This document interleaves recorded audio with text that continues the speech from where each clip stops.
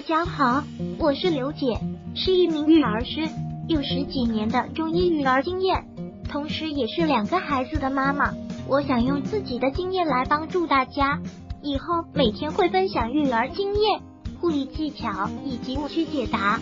正值夏日，白天外面好似蒸笼，到了晚上才敢出来散步。带着2个孩子出来，孩子们就在一旁玩，家长们也在一旁聊天。牛牛妈跟我说，孩子最近咳嗽总不好，问我有什么好的食疗法子。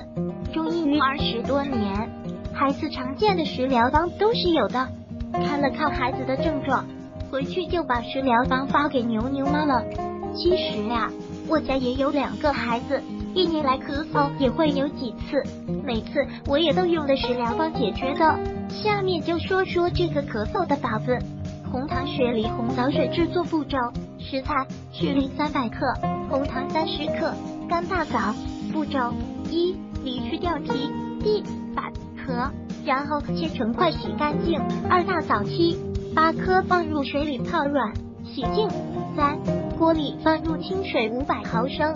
4再放入梨块泡软的大枣，红糖进去煮开即可。5装碗晾温之后就可以喝了，这个是温和的，一般连着2天就能看到明显改善，主要是味道好看上去，非常有食欲的样子，全家大小都可以喝的。其实每天像牛牛妈这样的家长，我每天都会有很多，都是不想孩子打针是要受罪了，一开始也都不相信，但是试过之后才发现原来是真的有效。所以家长们不要太尝试，而且这个梨就是我们平常吃的东西，只是换一种吃法而已，完全不用担心会有副作用，主要是孩子也喜欢吃，也就免了追着孩子喂药的过程。每次妈妈们都会把大家做好的发给我看，大家做的真心不错，所以不用担心学不会。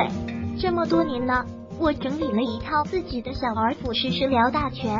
像孩子的拉肚子、风寒咳嗽、风热、吐奶、睡觉踢被子、盗汗、积食、发烧这类的常见小病小痛，还有鼻炎、咽炎之类的慢性病症，都是有很管用的调理方的。